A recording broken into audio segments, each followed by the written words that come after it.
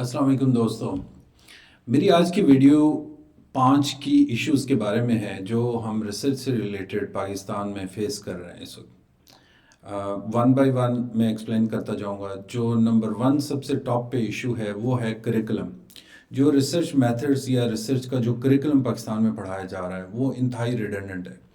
मैं उसकी एग्जांपल ये देता हूँ कि आप रिसर्च को पढ़ाते हैं, जब उसको प्रैक्टिकली कोई एक्सपीरियंस नहीं करते, ना ही उसके मतलब आप कोई टेक्नोलॉजी का सहारा लेते हैं, तो बड़ी ओल्ड किस्म की टेक्निक्स हैं कि आप बुक्स में या उनको आर्टिकल दे देते हैं स्टूडेंट्स को और वो डिमॉन्स्ट्रेट करके प्रोफेसर उनको चले जाते हैं।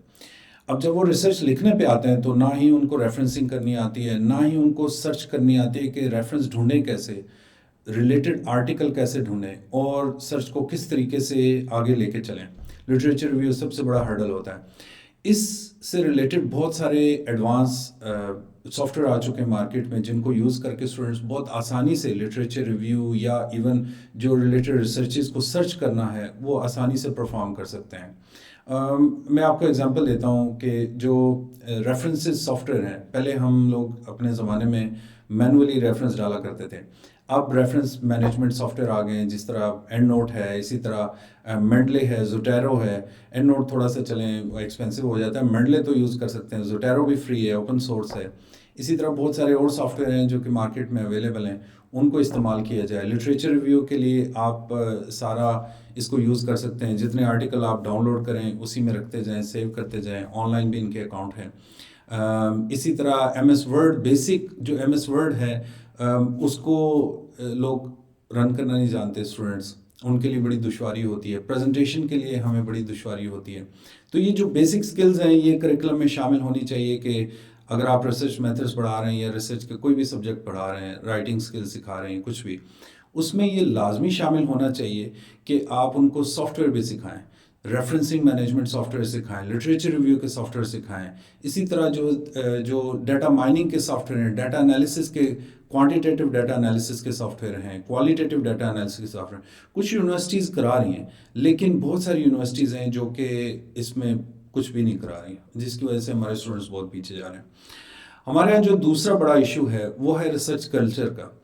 रिसर्च कल्चर है ही नहीं। मतलब आप जो रिसर्च में, स्टूडेंट अगर कोई रिसर्च करना चाह रहा है तो हम कोशिश करते हैं कि उसको यूनिवर्सिटी के अंदर उसको डिस्करेज किया जाए कि बस ठीक है यार ये कर लो, शॉर्टकट्स हम उसे बताते हैं। रिसर्च कल्चर नहीं है, ना ही कोई किसी किस्म की रिसर्च की एक्टिविटीज़ होती हैं। आप दूसरे मुल्कों की यूनिवर्सिटीज़ देख लें, वहाँ पे रिसर्च क्लब्स हैं, छोटी छोटी सोसाइटीज़ बनी हुई हैं जहाँ पे स्टूडेंट्स बैठ के एक दूसरे से डिस्कस करते हैं, सेमिनार्स होते हैं, इसी तरह की राइटिंग वर्कशॉप्स होती हैं, राइटिंग सपोर्ट के छोटी छोटी सोसाइटीज़ बनी हैं, स्टूडेंट्स एक दूसरे को राइटिंग सपोर्ट दे रहे होते हैं, गाइड कर रहे होते हैं, डिस्कस कर रहे होते हैं। तो हमारे यहाँ कोई रिसर्च का कल्चर नहीं है, ना ही यहाँ पे पोस्टर प्रेजेंटेशन का कोई कल्चर है। आप देखें कि बाहर की यूनिवर्सिटीज़ में जाएं, हर क्लास में पोस्टर प्रेजेंटेशन हो रही होती है। अपनी रिसर्च को आप 5 मिनट थीसिस, 3 मिनट थीसिस के वो कंपटीशन चल रहे होते हैं। मतलब ऐसी कोई एक्टिविटी पाकिस्तान के अंदर मैंने नहीं देखी। ठीक है, बहुत कम यूनिवर्सिटीज़ हैं जिनमें ऐसी कोई एक्टिविटी होती है। तो हमें चाहिए कि हम यूनिवर्सिटीज़ में ये इनिशिएट कराएं, ऐसी एक्टिविटीज़ को प्रमोट करें, इस कल्चर को थोड़ा सा आगे बढ़ाएं। अब तीसरी चीज़ जो आती है वो रिसर्च फैसिलिटीज़ की है। अब हमारे यहाँ जो जो मेरा पहला पॉइंट था करिकुलम का, उसका इससे बहुत गहरा ताल्लुक है। अब बहुत सारे जो प्रोफेसर हजरात हैं या बहुत सारे यूनिवर्सिटी के लोग हैं वो मुझे इस पर क्रिटिसाइज़ करेंगे कि हम तो सॉफ्टवेयर शामिल कर दें, लेकिन वो सॉफ्टवेयर सिखाएं कैसे? हमारे पास तो रिसर्च की फैसिलिटी नहीं है, हमारे पास कंप्यूटर लैब नहीं है, हमारे पास प्रॉपर साइंटिफिक लैब्स नहीं है जहाँ पे इक्विपमेंट हो और बच्चों को हम हैंड्स ऑन ट्रेनिंग दे सकें उस पर। साइंटिफिक रिसर्चेस का ये हाल है कि बहुत सारे यूनिवर्सिटीज़ में जिनमें लैब बनी भी हुई हैं उनमें बस वो ऐसा उसका जो है मेंटेनेंस का इशू होता है कि उसमें एक दफ़ा चीज़ आ जाती है लेकिन उसको मेंटेन नहीं किया जाता। बड़ा हाई इक्विपमेंट पड़ा होता है।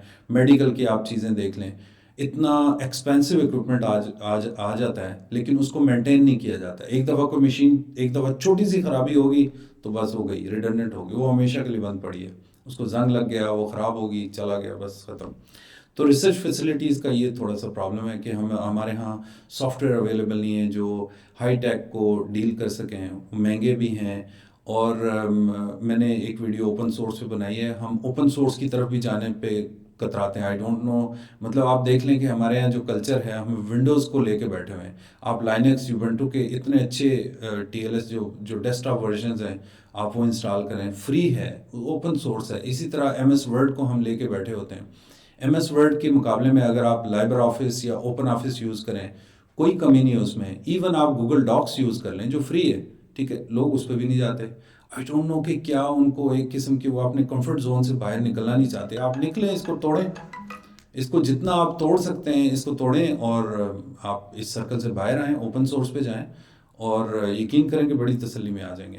تو ریسرچ فیسلٹیز کا نہ ہونا بہت بڑا ایشو ہے. اس میں سب سے جو بڑا ایشو ہے وہ فنڈنگ کا نہ ہونا. یونیورسٹیز بیچاری ان کے پاس پیسے نہیں ہوتے. اچھا، چوتھے نمبر پہ ہمارے ہاں پبلیکیشن ایشوز ہیں. پبلیکیشن کا ایک بہت بڑا ایک نیٹ ورک پاکستان میں پچھلے کچھ عرصے میں کھڑا ہوا ہے، لیکن وہ کوالٹی نہیں دے رہا. یہ اس وقت نیٹ ورک یعنی کہ یہ اسٹیبلش ہوئے، پبلیکیشن کی طرف لوگ مائل ہوئے جب ایچ ای سی نے شرط رکھ دی کہ آپ اگر پی ایچ ڈی یا ایم فل کریں گے تو آپ کو اتنے پیپرز آپ کو پبلش کرنے ہوں گے. اسی طرح پروفیسرز کی جو پروموشن ہے اس کو نمبر آف پبلیکیشنز کے ساتھ اٹیچ کر دیا گیا، جس کی وجہ سے پروفیسر جو ہے وہ دوڑ میں لگ گئے. جی ہم نے وائی کیٹیگری میں، ایکس میں، ڈبلیو میں، کچھ پتہ نہیں کیا کیٹیگریز ہیں، اس میں ہم نے پبلش کرانا ہے. اوپر سے ایچ ای سی نے جو کیٹیگریز کا یہ سلسلہ شروع کیا ہے، تو بہت سارے جو جرنلز ہیں وہ کیٹیگری میں تو آ جاتے ہیں لیکن اس کو مینٹین نہیں رکھتے، اور پبلیکیشن بہت انتہا کی پبلیکیشن، ایک ایشو میں وہ انہوں نے 70-80 بلکہ 100 آرٹیکلز پبلش کیے ہوتے ہیں. اس کی ریزن یہ ہے کہ وہ اس کے پیسے لیتے ہیں. اب 30-40 ہزار 50 ہزار ایک پیپر کا بیسک میں آپ کو بتا رہا ہوں. ایک اسٹوڈنٹ ہے یا پروفیسر ہے جس نے پروموشن لینی ہے یا جس نے اپنی ڈگری لینی ہے تو اس نے پبلش تو کرنا ہے. اب وہ پبلش کرنے کے لیے پیسے تو اس نے دینے ہیں، کیونکہ جو لوگ جرنل چلا رہے ہیں اس کو مینٹیننس کے اخراجات بھی چاہ رہا ہے، لیکن وہ اس کی کوالٹی نہیں رکھتے. چلیں پیسے لینے کی حد تک بھی کوئی مسئلہ نہیں ہے، کیونکہ انٹرنیشنل جرنلز میں آپ دیکھیں اچھے خاصے پیسے چارج کیے جاتے ہیں، تھاؤزنڈز آف ڈالرز تک چارج کیے جاتے ہیں، کوئی مسئلہ نہیں. لیکن آپ کوالٹی تو مینٹین کریں نا، کوالٹی انشور کریں. ایچ ای سی اس معاملے میں کافی کوشش کر رہا ہے، اسٹرگل کر رہا ہے. میں ایچ ای سی کو بلیم نہیں کروں گا، لیکن ایچ ای سی کو چاہیے کہ وہ میرا جو مشورہ ہے وہ اس کو چھوڑ دے، اس کو نکال دے. یہ کیٹیگری والی سلسلہ جو ہے نا اس کو ختم کر دے. ایک اوپن مارکیٹ میں ایک اچھا جو ایٹماسفیئر ہوتا ہے کمپٹیشن کا اس کو پروان چڑھنے دے. جرنل جو ہیں ان کی جو کوالٹی ہے وہ خود ہی امپروو کرے گی، اور لوگوں کو پتہ چلے گا کہ یہ اچھے امپیکٹ فیکٹر کا جرنل ہے، یہ اچھا ہے، یہ کوالٹی پہ کمپرومائز نہیں کرتا، ٹھیک ہے. اور جنہوں نے تھکے ہوئے جرنلز میں پبلش کرانا ہے وہ تو کرائیں گے، بے شک وہ پیسے دے کے کرائیں یا بغیر پیسوں کے کرائیں، انہوں نے کرانا ہے. تو ایک ہیلدی کمپٹیشن جو ہے اس کو ایچ ای سی کو انکریج کرنا چاہیے، اور جرنلز کو میرا خیال ہے فری ہینڈ دینا چاہیے تاکہ وہ اچھے طریقے سے مارکیٹ میں کمپٹیشن کر سکے. اب کئی جرنل جو ہیں میں نے دیکھے کہ بہت اچھی کوالٹی کے ہیں، وہ فیس بھی چارج نہیں کرتے، لیکن وہ ایچ ای سی کی کسی کیٹیگری میں نہیں ہے، اس کی وجہ سے لوگ وہاں پہ پبلش نہیں کرتے. اب ایچ ای سی کی کیٹیگری میں جو ہیں وہ کوالٹی مینٹین نہیں کرتے. آپ وائی کیٹیگری کے جرنل اٹھا لیں، بہت سارے ایسے ہیں جنہوں نے پیپر ورک تو بہت شاندار کیا ہوا ہے ایچ ای سی کو سیٹسفائی کرنے کے لیے. ریویو بھی انہوں نے پورا پیپر ورک رکھا ہوا ہے کہ یہ ہم نے ریویو کرایا ہے، یہ کیا ہے، وہ کیا ہے، ہم نے یہ کرائٹیریا پورا کیا ہے، سب کچھ پورا کر دیں. لیکن جب آپ پیپر پڑھتے ہیں تو آپ کا اندازہ ہوتا ہے کہ یار یہ تو میتھڈالوجی اس کی دیکھ لو، تھیوریٹیکل فریم ورک دیکھ لو، ڈیٹا کلیکشن میتھڈ مطلب ڈیٹا انالیسس اس کا کس طرح ہو، پتھیٹک. بہت سارے جرنلز میں آپ کو کھول کے دکھا سکتا ہوں، ان کے پیپرز دکھا سکتا ہوں کہ بس یہ پبلیکیشن کا بہت بڑا ایشو ہے. دوسرا پروفیسر جو ہیں ان کو بس یہ عادت ہوتی ہے کہ اسٹوڈنٹس کے ساتھ انہوں نے اپنا نام لگانا ہوتا ہے، وہ یہ بھی نہیں دیکھتے کہ اسٹوڈنٹ نے پیپر کیسا لکھا ہے. یقین کریں کہ اتنے تھکے ہوئے پیپرز میں پروفیسرز کے نام لکھے ہوتے ہیں، وہ لٹرلی بندے کو شوق لگتا ہے کہ یار یہ اتنا بڑا پروفیسر ہے، اس نے کیا یہ پیپر خود نہیں پڑھا؟ وہ صرف پروموشن کے لیے اس نے وائی کیٹیگری میں اس نے پیپر چھپانا ہے اسٹوڈنٹ کے ساتھ، بس اس نے بہرحال اس میں خود بھی پروفیسر ہوں تو میں اتنا زیادہ اس میں ڈگ ڈاؤن نہیں کروں گا کہ بہت سارے میرے اپنے لوگ ہی مجھ پہ کرٹیسائز کریں گے. میں ڈرتا نہیں ہوں ایسے کرٹیسزم سے جو ہیلدی کرٹیسزم ہو، لیکن بہرحال میں ایک اشاروں کا نام میں آپ کو بتا رہا ہوں کہ یہ ایشوز ہیں ہمارے ہاں جو پبلیکیشن کے. جو لاسٹ اور سب سے امپورٹنٹ جو ایشو ہے وہ میں آپ کے ساتھ ڈسکس کرنا چاہ رہا ہوں، وہ یہ ہے کہ we are producing clerks, job oriented people. ہماری جو لاٹ ہے آپ دیکھیں کہ ہم اگلے 7-8 سالوں میں تقریباً ہم 40 کروڑ کراس کر جائیں گے، ٹھیک ہے. اور ہماری جو مور دین 60% جو پاپولیشن ہے وہ یوتھ پہ مبنی ہے.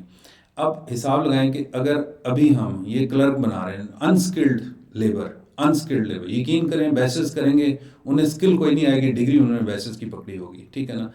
ہمیں یہ چاہیے کہ ہم ڈگری جب وہ تیسرے چوتھے سیمسٹر میں جائیں تو وہ خود سے کمانے کے قابل ہو جائیں، وہ پیرنٹس سے نہ مانگیں، ٹھیک ہے، وہ خود سے کمانے کے قابل ہو جائیں، اور وہ کوئی ایسی اسکل یونیورسٹی ان کو ساتھ ساتھ پڑھا دے، سکھا دیں، پریکٹیکلی سکھائے، تاکہ وہ مارکیٹ میں جا کے کام کر سکیں اور ارننگ کر سکیں، تاکہ ایک تو وہ اپنے خاندان پہ بوجھ نہ بنے، اکانومی کا حصہ بنے، ٹھیک ہے. اور دوسرا یہ کہ وہ ان کی جو وہ کلرکی وہ جو ہے نا مائنڈ سیٹ ہے جاب اورینٹیڈ، کہ آپ نے ڈگری کرنی ہے اور جاب کرنی ہے. وہ سفارش ڈھونڈ رہے ہوتے ہیں اور گورنمنٹ کی جاب کرنی ہے. گورنمنٹ کی جاب کیوں کرنی ہے؟ کہ کام کریں یا نہ کریں آپ کو سیلری مل جانی ہے. اور گورنمنٹ کی جاب میں ایک دفعہ آپ پرمنٹ ہو گئے تو آپ کو نکالنا مشکل ہوتا ہے، اس لیے آپ بڑے آرام سے جاب انجوائے کرتے ہیں. مطلب آپ وقت پہ آفس نہیں جاتے، آپ چھٹیاں کرتے ہیں، میڈیکل لیو، یہ وہ اتنے، یعنی کہ اس میں لکھنؤ ہیں بہت سارے مسئلے مسائل، لیکن اس کی جاب جاری رہتی ہے. جاب سے وہ چمٹا ہوا ہے، اس نے جاب کرنی ہے، اور وہ آپ کو سٹوریز ایسی سنائے گا، مطلب وہ آپ پہ احسان کرے گا جاب کر کے. مثلا میں بہت سارے لوگوں کے ساتھ بیٹھتا ہوں، وہ کہتے ہیں جی کہ ہم نے جی ساری زندگی جو ہے وہ بڑی ایمانداری سے کام کیا، وقت پہ آفس گئے، وقت پہ آئیں، ہم نے کوئی رشوت نہیں لی، یہ کیا وہ کیا. بندہ انہیں کہے کہ یار اسی چیز کا تو آپ کو سیلری ملتی تھی، یہ تو آپ کا فرض تھا، آپ نے ایکسٹرا کیا کیا؟ یا تو آپ کہتے ہیں جی کہ مجھے جو 8 گھنٹے کی سیلری ملتی تھی تو میں 2 گھنٹے ایکسٹرا ملک کے نام پہ کام کرتا تھا. پھر تو بات بنتی ہے کہ یہ کمال ہے، آپ نے زبردست ملک کے لیے آپ نے 2 گھنٹے. لیکن جو آپ کہہ رہے ہیں جی ایمانداری سے کیا، وہ بھی آپ کا فرض بنتا ہے. آپ اگر غلط کام کریں گے تو آپ خود اپنا بھگتیں گے، ٹھیک ہے. تو ایمانداری سے ہی کام کرنے کے پیسے ملتے تھے. وہ سرکار آپ کو یہ تو پیسے نہیں دیتی کہ آپ نے رشوت بھی لینی ہے، لوگوں کے کام بھی فائلوں کے انبار لگا دینے اور ان کا کام ڈیلے کرنا ہے، پھر بھی آپ بہت اچھے جی آپ نے تو زبردست کام کیا. یہ نہیں ہے، آپ کو ایمانداری کے ہی پیسے ملنے تھے، تو آپ نے احسان کیا کہ آپ احسان کرتے ہیں.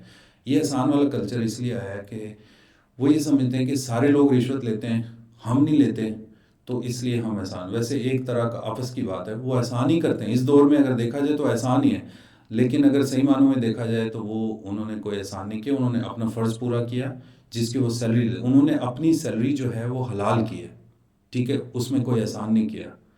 لیکن جو دوسرے لوگوں کے ساتھ جب وہ اپنے آپ کو کمپیئر کرتے ہیں تو اپنے آپ کو کہتے ہیں جی ہم نے احسان کیا. بہرحال کم بیک ٹو یور یعنی مائی پریویس پوائنٹ، کہ ہم کلرک پیدا کر رہے ہیں.